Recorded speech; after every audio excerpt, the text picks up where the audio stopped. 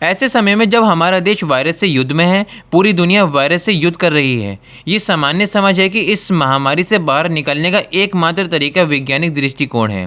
पिछले साल महामारी शुरू होने के बाद से हमारे डॉक्टर, नर्स और फ्रंटलाइन कार्यकर्ता हमारे लिए अपनी जान जोखिम में डाल रहे हैं। कई डॉक्टर, नर्स अपनी जान गंवा भी चुके हैं। क्या होगा अगर कोई इनके प्रयासों को गलत बता दे? ऐसा ही कुछ बयान देते हुए योग गुरु बाबा रामदेव ने एलोपैथी पे ही शिकंजा कस दिया। एलोपैथी एक ऐसी स्टूपिड और दिवालिया साइंस है कि पहले क्लोरोक्विन फेल हुई, फिर रेमडेसिविर फेल हो गई, फिर एंटीबायोटिक्स इनके फेल हो गए, फिर स्टेरॉइड इनके फेल हो गए, प्लाज्मा थेरापी के ऊपर भी कल बैन लग गया, इवरमाक्टिन भी फेल हो गया और फेविफ्लू वो भी फेल है। जितने भी दवाएं दे रहे हैं, फिर लोग कह रहे हैं तमाशा हो क्या रहा है। बुखार की दवाई उनकी कोई कोरोना के ऊपर काम नहीं कर रही। लाखों लोगों की मौत एलोपैथी की दवा खाने से हुई है। जितने लोगों की मौत हॉस्पिटल न जाने के कारण से हुई है, ऑक्सीजन न मिलने के कारण से हुई है, उससे ज्यादा लोगों की मौत ऑक्सीजन के बावजूद हुई है, दवा एलोपैथी की दवा मिलने के बावजूद हुई है, स्टीराइड की वजह से हुई है। ये कोई ताली बजाने की बात नहीं है, एक वैसी बात बता रहा हूं। ये पीड़ा की बात है कि लोग समझ ही नहीं रहे करें क्या। इसलिए अभी लाखों लोगों की मौत का कारण एलोपैथी है। आप कहेंगे फिर, मैं कहता हूं एलोपैथी साइंस पूरी खराब नहीं है।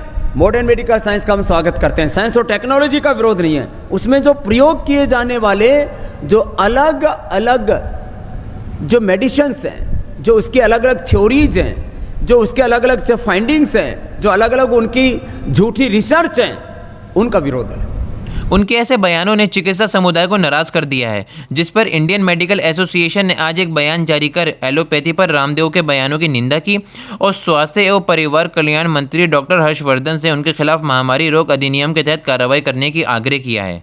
और ये भी कहा कि रामदेव कानून की अवहेलना करने और कई लोगों के जीवन के लिए खतरे का कारण बनने, लोगों को उनके दावों पर विश्वास करने और उन्हें एलोपैथिक दवाएं न लेने की सलाह देने के लिए मुकदमा चलाना योग्य है। आईएमए ने एक ट्वीट करते हुए भी इस पर कड़ी निंदा जताई है। इंडियन मेडिकल एसोसिएशन द्वारा रामकिशन यादव और स्वयंभू बाबा रामदेव की कड़ी निंदा करता है, जिन्होंने एलोपैथिक विज्ञान और चिकित्सा डॉक्टरों के खिलाफ अपमानजनक शब्दों का इस्तेमाल किया है। उन्होंने अपने प्राणों की आहुति देने वाले 1200 से अधिक डॉक्टरों के बलिदान को नकारा है।